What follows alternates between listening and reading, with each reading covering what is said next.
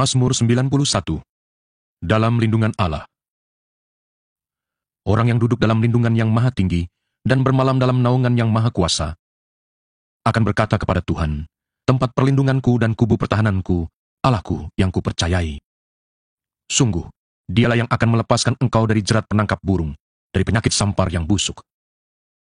Dengan kepaknya, ia akan menudungi engkau, di bawah sayapnya, engkau akan berlindung. Kesetiaannya ialah perisai dan pagar tembok. Engkau tak usah takut terhadap kedahsyatan malam, terhadap panah yang terbang di waktu siang, terhadap penyakit sampar yang berjalan di dalam gelap, terhadap penyakit menular yang mengamuk di waktu petang. Walau 1.000 orang rebah di sisimu, dan 10.000 di sebelah kananmu, tetapi itu tidak akan menimpamu. Engkau hanya menontonnya dengan matamu sendiri, dan melihat pembalasan terhadap orang-orang fasik. Sebab Tuhan ialah tempat perlindunganmu, yang maha tinggi telah kau buat tempat perteduhanmu. Malapetaka tidak akan menimpa kamu, dan tulah tidak akan mendekat kepada kemahmu. Sebab malaikat-malaikatnya akan diperintahkannya kepadamu untuk menjaga engkau di segala jalanmu. Mereka akan menatang engkau di atas tangannya, supaya kakimu jangan terantuk kepada batu. Singa dan ular tedung akan kau langkahi, engkau akan menginjak anak singa dan ular naga. Sungguh, hatinya melekat kepadaku, maka aku akan meluputkannya, aku akan membentenginya, sebab ia mengenal namaku. Bila ia berseru kepadaku, aku akan menjawab, aku akan menyertai dia dalam kesesakan, aku akan meluputkannya dan memuliakannya. Dengan panjang umur akan kukenyangkan dia, dan akan kuperlihatkan kepadanya keselamatan daripadaku. Shalom, selamat hari Minggu. Hari ini kita berjumpa lagi dalam ibadah online GBI Point Square. Tidak lupa kami terus mengingatkan Bapak Ibu untuk tetap mentaati protokol kesehatan dengan cara tetap memakai masker, rajin mencuci tangan, dan menjaga jarak. Hari ini kita akan dilayani oleh hambanya, Opa Niko. Mari siapkan hati kita agar firman yang ditaburkan jatuh di tanah hati yang baik sehingga hidup kita boleh berbuah. Amin. Tidak lupa kami terus mengingatkan Bapak Ibu, bagi yang belum tergabung di dalam KUL, kami mengundang Bapak Ibu untuk dapat tergabung di salah satu dari wilayah KUL yang ada. Di dalam KUL ini kita bisa saling mendoakan, saling sharing, memuji dan menyembah Tuhan. Kami juga mengundang Bapak dan Ibu untuk dapat tergabung di rumah doa yang diadakan setiap hari Sabtu dimulai dari jam 7 sampai jam 8 pagi via Zoom online.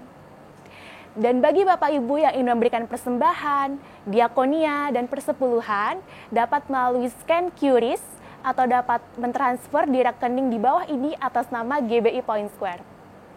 Mari sebelum kita memulai ibadah, kita bersatu di dalam doa. Bapa, kami bersyukur Tuhan buat satu kesempatan yang buat Tuhan masih berikan untuk kami dapat beribadah. Kami bersyukur buat anugerah-Mu, buat kebaikan-Mu di dalam kehidupan kami. Tuhan, saat ini kami mau bawa bangsa dan negara kami ke dalam tangan-Mu Bapa. Biar Tuhan, kami percaya Engkau mengasihi bangsa Indonesia Tuhan. Biar pemulihan, kesembuhan, lawatan Tuhan terjadi atas bangsa kami Tuhan. Berkati presiden kami, wakil presiden Tuhan, dan seluruh jajaran pemerintahan. Tuhan berikan roh yang takut akan Tuhan. Agar setiap keputusan yang diambil itu semua seturut dengan kehendak Tuhan. Berkati juga Tuhan setiap tenaga medis yang menangani permasalahan COVID-19 Tuhan. Kiranya Tuhan juga berikan perlindungan dan kekuatan yang sempurna yang daripada Tuhan. Kami juga rindu berdoa Tuhan untuk pemimpin-pemimpin rohani kami Tuhan, untuk gembala sidang kami Opa Niko beserta keempat wakilnya, juga untuk gembala Rayon 1H Om Totong beserta wakil, juga Gembala GBI Point Square Om Suwardi beserta wakil, ketiga penatua yang ada Tuhan, dan gembala-gembala KUL Tuhan. Biar hamba-hamba-Mu ini Tuhan diberikan roh unity, diberikan kesatuan hati dalam melayani Tuhan, agar hamba-hamba-Mu ini Tuhan dapat menyelesaikan amanat agung, dan dapat diberikan visi dan misi yang baru yang daripada Tuhan. Terima kasih Tuhan, kami bersyukur untuk pagi hari ini. Kami siap Tuhan untuk memuji, untuk beribadah pada hari ini Tuhan Yesus. Berkati juga Opa Niko yang akan menyampaikan kebenaran firman-Mu. Kiranya Tuhan berikan urapan agar setiap firman yang boleh dikeluarkan semuanya berasal daripada-Mu Bapa. Terima kasih Tuhan Yesus, kami sudah berdoa dan mengucap syukur. Yang percaya, mari sama-sama kita katakan, amin. Selamat beribadah dan Tuhan Yesus memberkati. Pentakosta ketiga adalah pencurahan Roh Kudus yang dahsyat di zaman now melebihi yang terjadi di Azusa Street. Pentakosta ketiga akan mengakibatkan penuaian jiwa yang terbesar dan yang terakhir sebelum Tuhan Yesus datang kembali.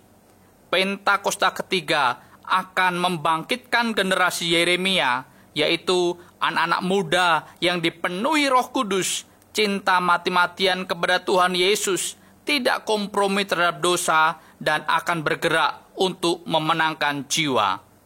Pentakosta ketiga lahir di Indonesia dan bergerak ke bangsa-bangsa. Gerakan ini dari timur ke barat dan akan kembali ke Yerusalem. Pentakosta ketiga akan memberikan kuasa untuk menyelesaikan amanat agung, dan setelah itu Tuhan Yesus datang kembali. Amin. Mari kita perkatakan visi GBI Rayon 1H. Menjadi keluarga kerajaan Allah yang memenangkan jiwa-jiwa dan berdampak bagi dunia. Amin.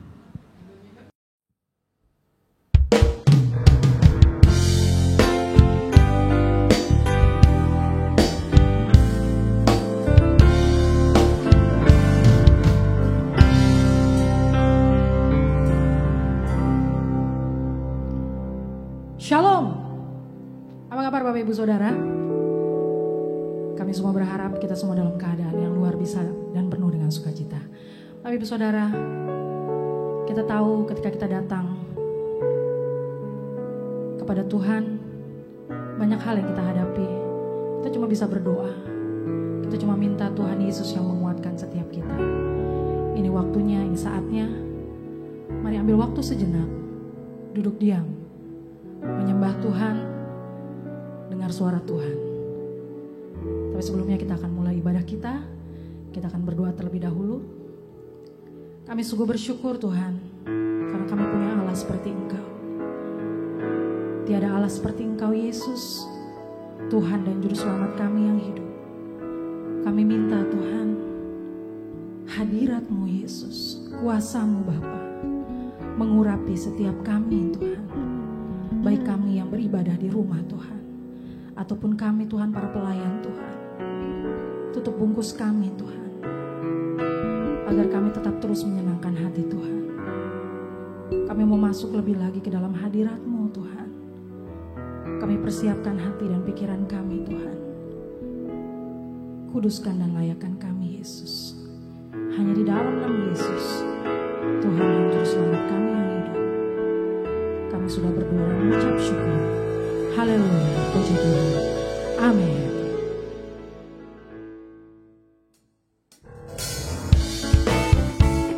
Mari Bapak Ibu Saudara, kita angkat pujian kita bagi Tuhan kita Yesus. Kita tahu Tuhan Yesus itu baik. Yang bilang Tuhan Yesus itu baik boleh lambaikan tangannya. Kita katakan, ku tahu Allah turut bekerja di dalam segala perkara untuk mendatangkan kebaikan bagi yang mengasihi Dia.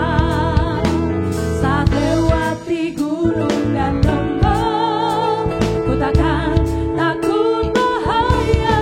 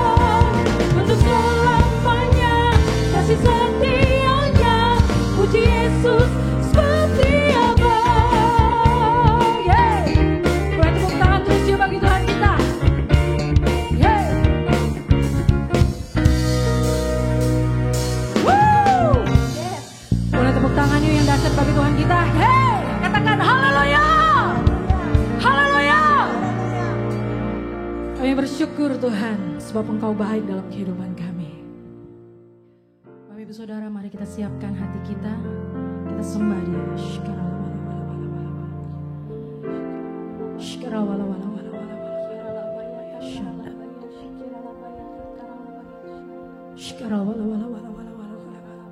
Terima kasih Tuhan. Terima kasih Yesus. Ini kami Bapa, anak-anak-Mu Tuhan. Kami datang. Saat ku masuk ke hadirat-Mu, bawa persembahan ke tempat kudus-Mu.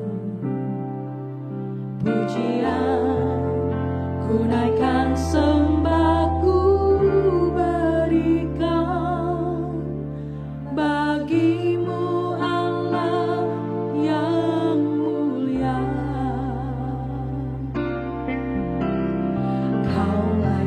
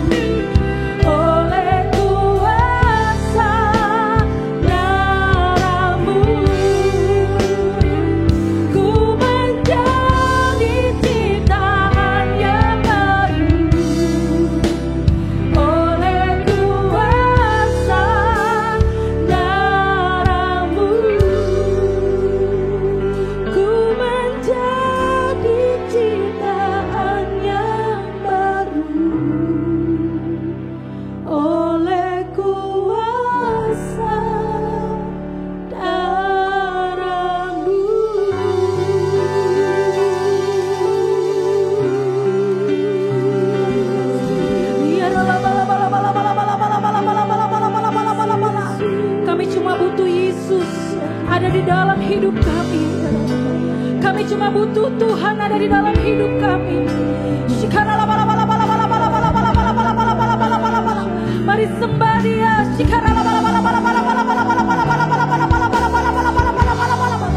Mari sembah Dia. Yesus Kau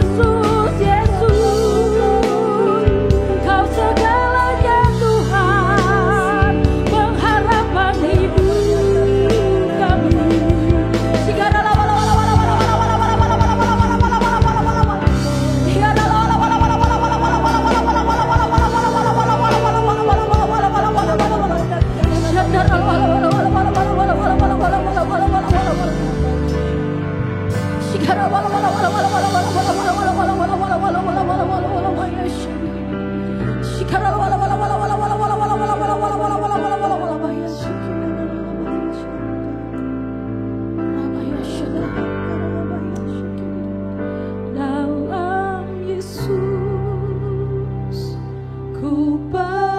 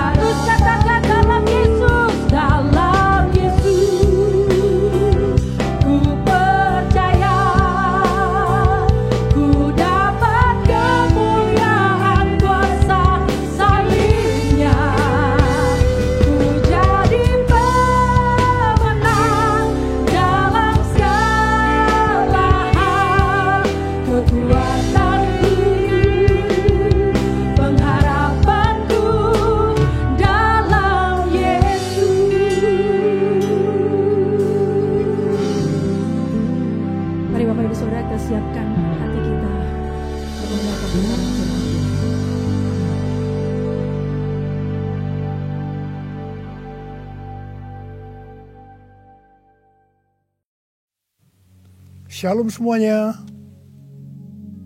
Ketika Tuhan Yesus ditanya oleh murid-muridnya akan tanda kedatangannya dan tanda kesudahan dunia ini, maka salah satu dari tanda itu adalah penyakit sampar yang bisa kita sebutkan sebagai pandemi COVID-19.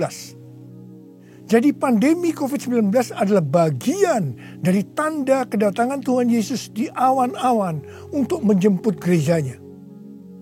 Ada yang berkata bahwa penyakit sampar sudah terjadi berulang-ulang. Malah pada tahun 1918 sampai dengan 1920 ada wabah flu Spanyol yang menyebabkan 50 juta orang meninggal. Tetapi Tuhan Yesus belum datang. Jangan-jangan setelah pandemi COVID-19 Tuhan Yesus juga tidak akan segera datang. Kalau kita bicara Tuhan Yesus tidak segera datang, ini tidak sesuai dengan yang dikatakan Tuhan Yesus dalam kitab Wahyu. Dalam kitab Wahyu, Tuhan Yesus berkata Aku datang segera, sebanyak 4 kali. Dan waktunya sudah singkat, waktunya sudah dekat, sebanyak 2 kali. Jadi kalau Tuhan Yesus berkata, aku datang segera 2000 tahun yang lalu, apalagi hari-hari ini, pasti lebih segera lagi. Hati-hati, jangan terjebak menjadi pengejek-pengejek yang dengan ejekannya berkata, di mana janji kedatangannya itu? Dari dulu keadaan tetap seperti ini. Katanya salah satu tanda adalah penyakit sampar. Mana buktinya? Penyakit sampar sudah terjadi berulang-ulang. Tetapi ternyata Tuhan Yesus belum juga datang. Jangan berkata bahwa setelah pandemi COVID-19 Tuhan Yesus pasti datang kembali. Atau jangan juga berkata bahwa setelah pandemi COVID-19 Tuhan Yesus belum segera datang. Kita tidak tahu dengan pasti kapan kedatangan Tuhan Yesus kembali. Hanya Bapa di sorga saja yang tahu.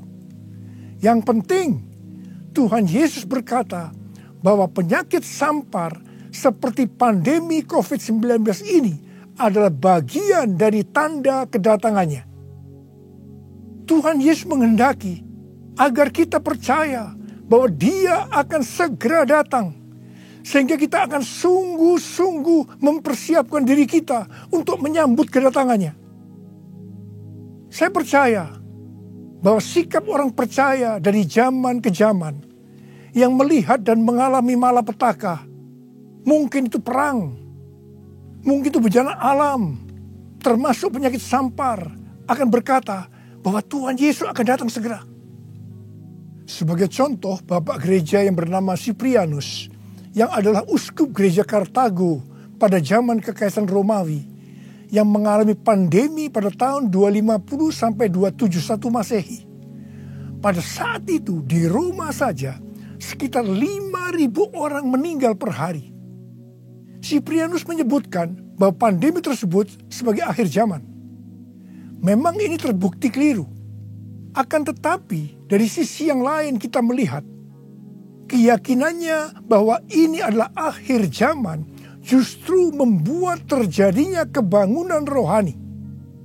Gereja terlibat dalam pelayanan sosial diakonia yang dahsyat.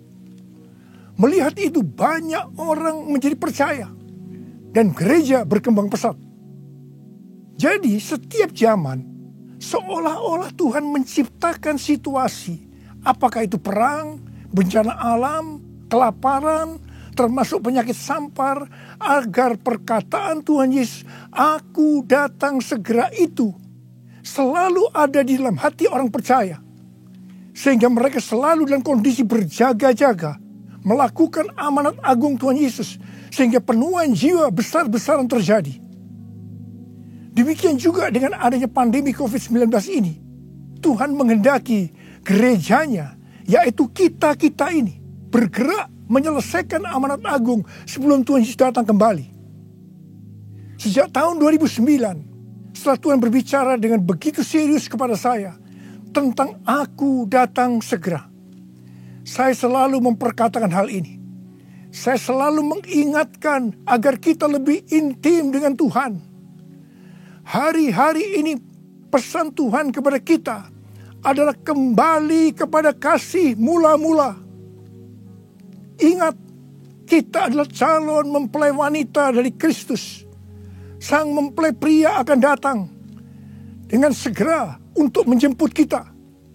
Kita harus mempersiapkan diri dengan kembali kepada kasih yang mula-mula. Dalam Wahyu 2 ayat 1 sampai dengan 7, Tuhan Yesus berkata kepada jemaat di Efesus bahwa jemaat di Efesus itu rajin, tekun, tidak dapat sabar terhadap rasul palsu, tetap sabar dan mau menderita oleh karena namaku, kata Tuhan. Tidak mengenal lelah, membenci perbuatan-perbuatan pengikut Nikolaus yang juga aku benci, kata Tuhan Yesus. Pengikut Nikolaus mengajarkan bahwa percabulan tidak akan mempengaruhi keselamatan seseorang dalam Kristus. Ini adalah pengajaran sesat, karena kitab Perjanjian Baru mengatakan hal yang sebaliknya, yaitu bahwa orang yang hidup dalam percabulan tidak akan mendapat bagian dalam kerajaan Allah. Kalau kita melihat ini, saya berkata bahwa jemaat Efesus jemaat yang luar biasa. Akan tetapi Tuhan Yesus melanjutkan dengan berkata, namun demikian, aku mencela engkau, karena engkau telah meninggalkan kasih-Mu yang semula. Sebab itu ingatlah betapa dalamnya engkau telah jatuh. Bertobatlah dan lakukanlah lagi apa yang semula engkau lakukan. Jika tidak demikian, aku akan datang kepadamu dan mengambil kaki dianmu dari tempatnya, jikalau engkau tidak bertobat. Mengambil kaki dianmu artinya mengeluarkan dari dalam kerajaan Allah. Kesimpulan dari pesan Tuhan kepada jemaat di Efesus, yang juga berarti buat kita semua, adalah apapun yang kita lakukan untuk melayani pekerjaan Tuhan, kalau tidak didasarkan kepada kasih mula-mula, maka Tuhan Yesus berkata, betapa dalamnya engkau telah jatuh. Dan kita harus bertobat. Kalau kita tidak bertobat, Tuhan akan mengambil kaki dian kita. Artinya, kita akan dikeluarkan dari dalam kerajaan Allah. Kasih mula-mula adalah kasih yang kita miliki pada saat kita baru bertobat dan percaya kepada Tuhan Yesus. Pada saat itu kita akan mengasihi Tuhan dengan segenap hati, dengan segenap jiwa, dan dengan segenap kekuatan kita. Pengalaman saya pada waktu itu adalah keinginan untuk selalu berdoa. Keinginan untuk memuji dan menyembah Tuhan. Keinginan untuk membaca Alkitab. Keinginan untuk hidup kudus. Keinginan untuk melayani Tuhan.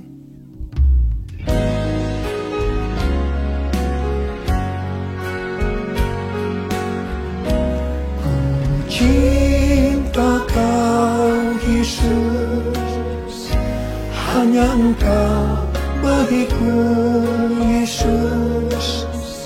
Sungguh ku rindu mengatakannya, betapa aku mengasihimu. Engkau Allah dan Rajaku, kekasih dan hidupku. Engkau segalanya bagiku. Ku bersyukur kepadamu. Ku bersyukur kepadamu. Ku bersyukur kepadamu.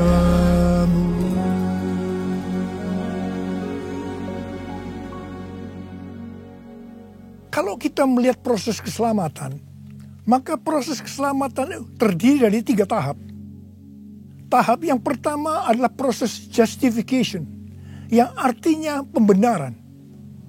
Tahap yang kedua adalah proses sanctification, yang artinya pengudusan. Tahap yang ketiga adalah proses glorification, yang artinya pemuliaan atau pengangkatan.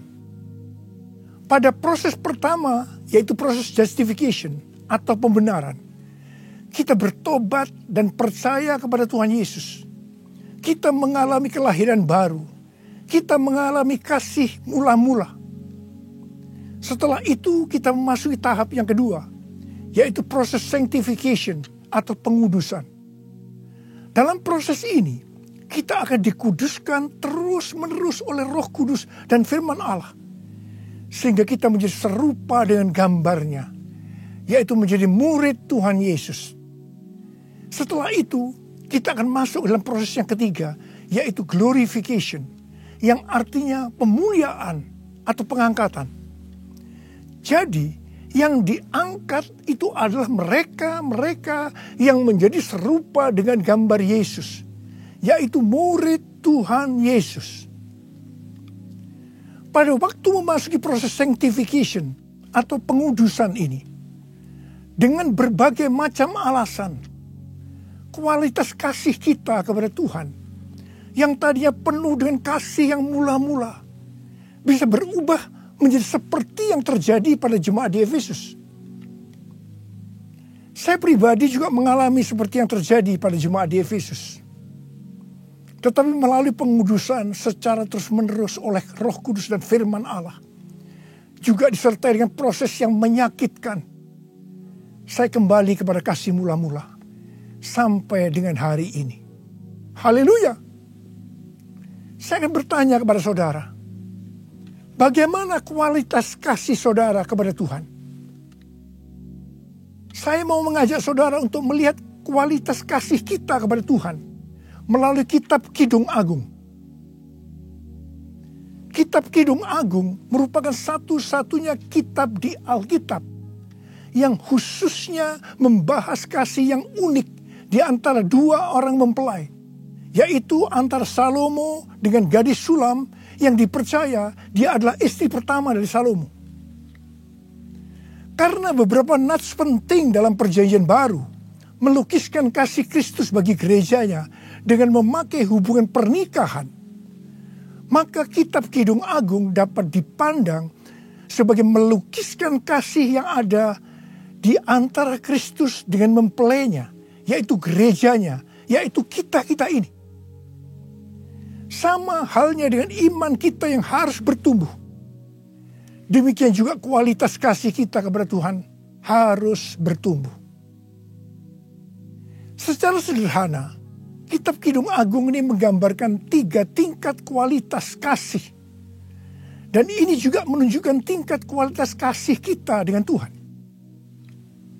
Tingkat kualitas kasih yang pertama terdapat dalam Kidung Agung 2 ayat 16 yang berkata, "Kekasihku, kepunyaanku, dan aku kepunyaan dia."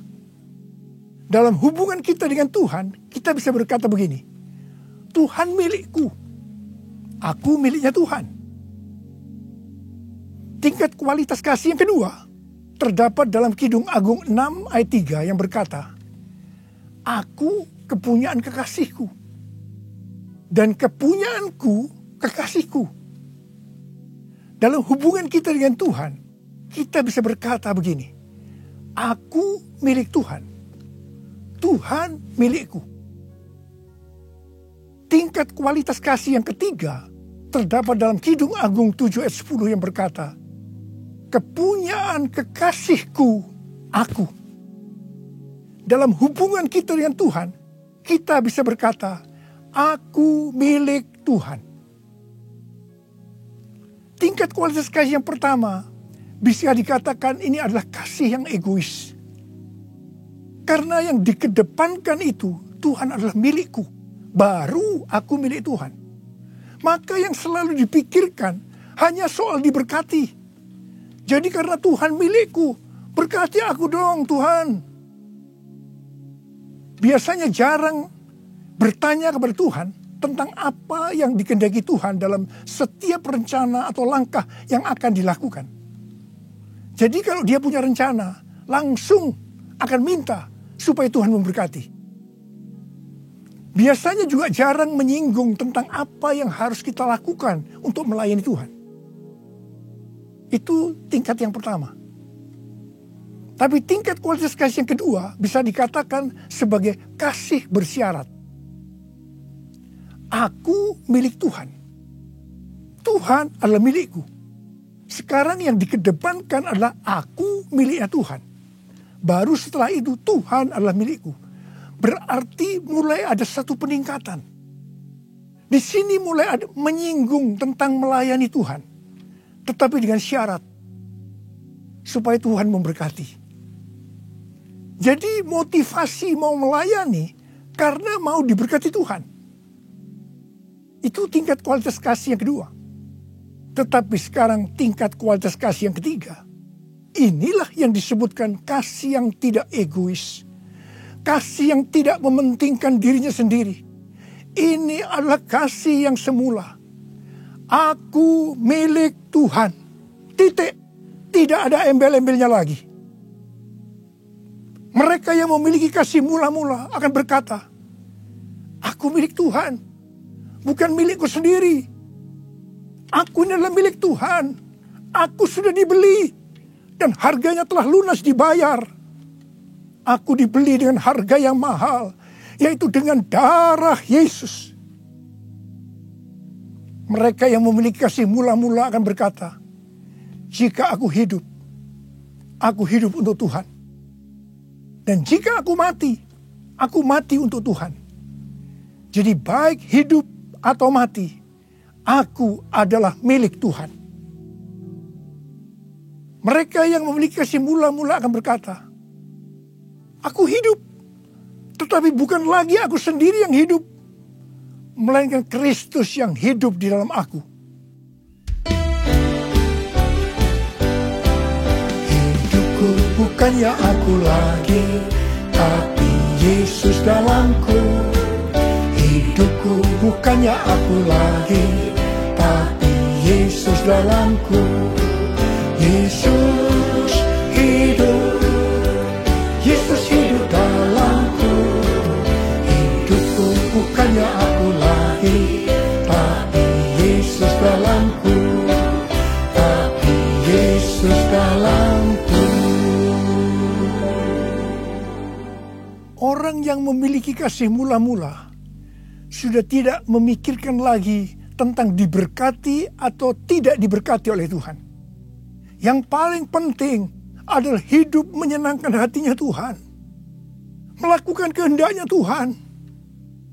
Seperti Tuhan Yesus berkata dalam Yohanes 4 ayat 34. Makananku ialah melakukan kehendak Dia yang mengutus aku dan menyelesaikan pekerjaannya. Makanan adalah sesuatu yang sangat vital dalam hidup ini. Mendapatkan makanan adalah motivasi manusia dalam bekerja atau berusaha. Dan Tuhan Yesus mengajarkan kepada kita bahwa yang paling penting dalam hidup ini, artinya fokus hidup kita adalah melakukan kehendak Bapa, bukan kepada makanan, meskipun makanan itu perlu. Orang yang memiliki kasih mula-mula akan melayani Tuhan seperti yang terdapat dalam Roma 14 ayat 17 dan 18 yang berkata, sebab kerajaan Allah bukanlah soal makanan dan minuman, tetapi soal kebenaran, damai sejahtera, dan sukacita oleh Roh Kudus.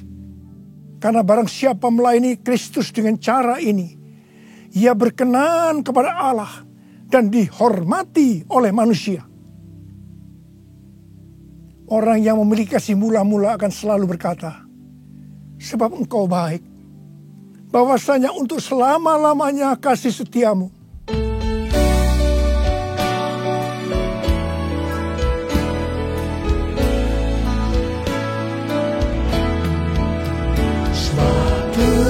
Hamba bahwasanya untuk selamanya kasih setianya.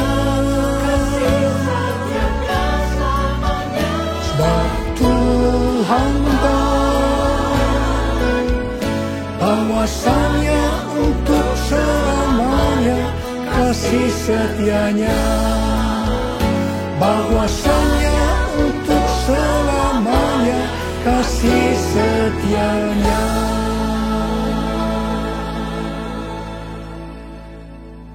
Pujian ini diajarkan oleh Daud dan terus dinyanyikan setelah zaman Daud. Tuhan memberitahu kepada Daud hal yang paling menyenangkan hatinya Tuhan, yaitu kalau dipuji oleh kita bahwa Tuhan itu baik, bahwasanya untuk selama-lamanya kasih setianya. Karena memang itulah yang Tuhan lakukan untuk kita.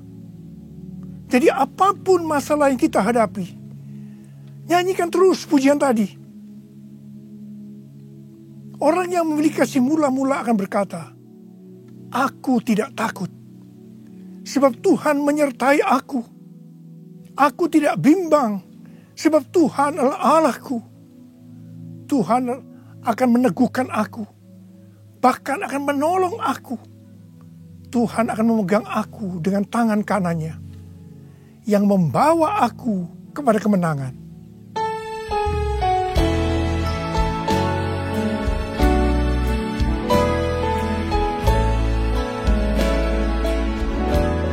Ku tidak takut, sertaku, ku tidak bimbang, sebab Engkau Allahku. Engkau meneguhkanku, bahkan menolongku. Kau batu karangku, Yesus Tuhan. Yesus memegangku dengan tangan kanan-Mu. Yesus memberiku kemenangan. Yesus memegangku dengan tangan kanan-Mu. Yesus memberiku kemenangan. Yesus memberiku kemenangan. Yesus memberiku kemenangan. Haleluya. Orang yang memiliki kasih mula-mula dalam masa pandemi COVID-19 ini akan tetap percaya kepada janji Tuhan dan terus memperkatakannya. Orang yang memiliki kasih mula-mula akan berkata, Tuhan, saya mau menyelesaikan amanat agung dengan kuasa dari Roh Kudus, yaitu Pentakosta yang ketiga. Tuhan, saya berjanji untuk memakai mulut ini hanya berbicara tentang firman Tuhan, bukan yang lain-lain. Orang yang memiliki kasih yang mula-mula akan melakukan firman Tuhan seperti yang terdapat dalam lagu ini. Aku mengasihi Engkau Yesus dengan segenap hatiku. Aku mengasihi Engkau Yesus dengan segenap jiwaku. Ku renungkan firman-Mu siang dan malam, ku pegang perintah-Mu dan ku lakukan. Engkau tahu ya Tuhan, tujuan hidupku hanyalah untuk menyenangkan hati-Mu. Menyenangkan hati-Mu, menyenangkan hati-Mu.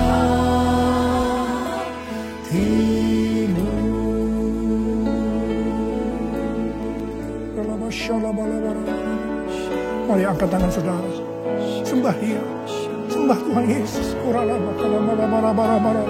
Tuhan Yesus, sembah. Yang sudah berbahasa roh saat ini.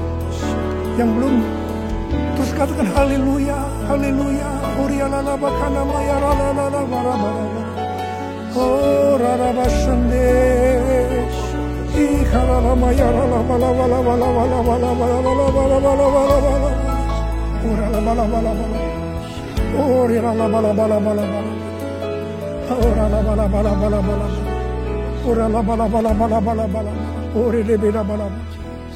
Kamu berdoa buat anak-anak-Mu ini semua Tuhan. Kamu berdoa mereka kembali kepada kasih yang mula-mula. Kembali kepada kasih yang semula. Kasih yang mula-mula. Ya Tuhan, kamu berdoa buat mereka. Tuhan, terima kasih. Terima kasih ya Tuhan. Terima kasih Engkau akan segera datang untuk kali yang kedua. Bapa, kamu berdoa di tengah pandemi COVID-19 ini. Anak-anak-Mu yang mengalami bermacam-macam masalah. Engkau tolong mereka ya Tuhan. Tolong ya Tuhan. Mungkin mereka ketakutan, kebingungan. Ketakutan yang berlebihan, paranoid Tuhan. Tolong mereka ya Tuhan. Yang terpapar dengan COVID-19 sakit Tuhan. Dalam nama Yesus, aku sekarang perintahkan COVID-19. Kau keluar. Sembuh dalam nama Yesus. Sembuh dalam nama Yesus. Sembuh dalam nama Yesus. Oh Tuhan, terima kasih. Katakan terima kasih. Terima kasih ya Tuhan. Terima kasih ya Tuhan. Terima kasih. Terima kasih ya Tuhan. Terima kasih. Oh rala bara. Terima kasih. Oh rala bara. Terima kasih. Dalam nama Yesus. Dalam nama Yesus. Amin. Mari saudara-saudara, kita akan masuk dalam perjamuan kudus.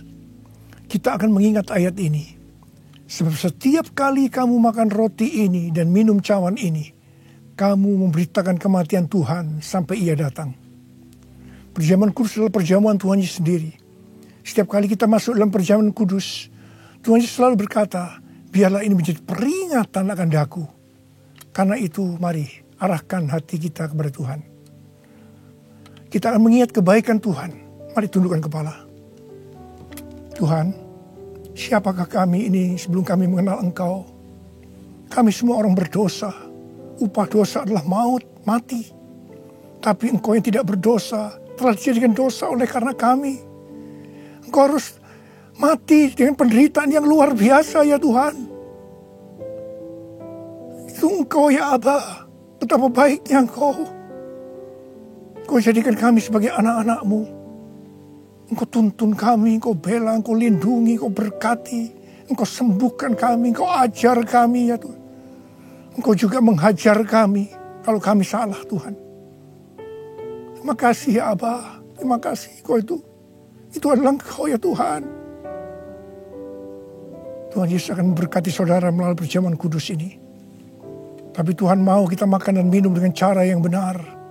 Karena itu masing-masing sekarang berdoa. Lihat keadaan dirimu masing-masing. Jangan menyimpan dosa. Kalau ada dosa yang Tuhan ingatkan saat ini, langsung minta ampun. Ampuni saya Tuhan. Ampuni saya. Katakan ampuni. Ampuni ya Tuhan. Ampuni. Supaya sudah diberkati oleh Tuhan. Tuhan ampuni anak-anak-Mu. Kau melihat mereka yang sedang meminta ampun di hadapan Tuhan. Ampuni mereka. Kasihani mereka ya Tuhan. Kasihani. Layakkan kami masuk dalam perjamuan kudus. Kami akan masuk dalam perjamuan kudus dengan hati yang penuh sukacita. Hati bersyukur. Dalam nama Yesus kami berdoa. Amin. Sekarang, mari. Angkat roti di tangan kanan saudara tinggi-tinggi. Sebab apa yang telah kuteruskan kepadamu telah aku terima dari Tuhan. Yaitu bahwa Tuhan Yesus pada malam waktu Ia diserahkan mengambil roti dan sesudah itu Ia mengucap syukur atasnya. Ia memecah-mecahkannya dan berkata, inilah tubuhku yang diserahkan bagi kamu. Perbuatlah ini menjadi peringatan akan aku. Sudah dikasih Tuhan. Bukankah roti yang kita pecah-pecahkan ini adalah persekutuan kita dengan tubuh Kristus? Mari kita makan dalam nama Yesus.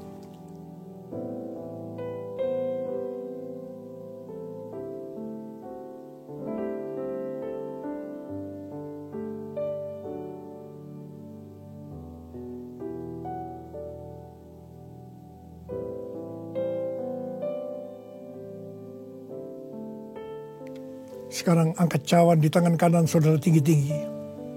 Demikian juga ia mengambil cawan sesudah makan lalu berkata, cawan ini adalah perjanjian baru yang dimeteraikan oleh darahku. Perbuatlah ini setiap kali kamu meminumnya menjadi peringatan akan aku. Saudara dikasih Tuhan, bukankah cawan pengucapan syukur? Yang atasnya kita ucapkan syukur adalah persekutuan kita dengan darah Yesus. Mari kita minum dalam nama Yesus.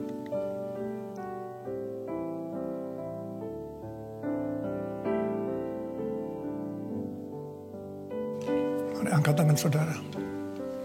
Ucapkan terima kasih. Ucapkan syukur. Ucapkan syukur dan terima kasih ya Tuhan. Kami mengucap syukur dan terima kasih ya Tuhan. Terima kasih. Engkau baik ya Tuhan.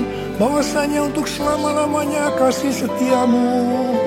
Engkau baik ya Tuhan, Engkau baik ya Tuhan. Bahwasanya untuk selama-lamanya kasih setiamu. Tuhan terima kasih.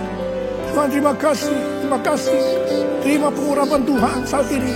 Angkat kedua tanganmu, terima, terima, terima.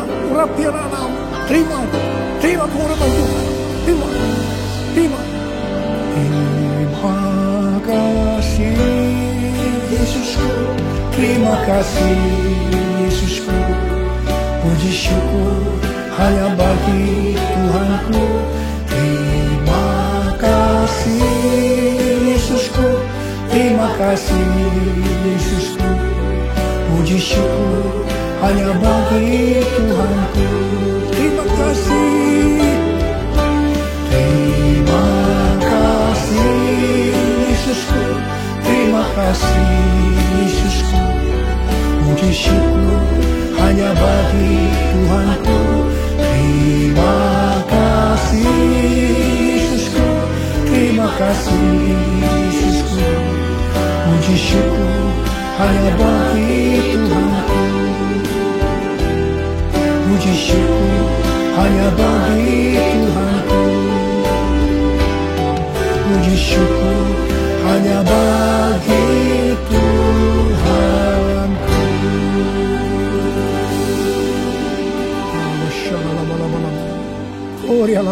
Terima kasih. Terima kasih. Terima kasih. Berkati anak-anakmu. Terimalah berkat Tuhan. Kasih karunia berlimpah-limpah daripada Allah Bapa dalam anak yang tunggal Yesus Kristus. Persekutuan yang manis dengan Roh Kudus menyertai saudara sekalian mulai hari ini sampai Tuhan Yesus datang menjemput kita di awan-awan dan bahkan sampai selama-lamanya. Yang percaya bersama-sama katakan amin.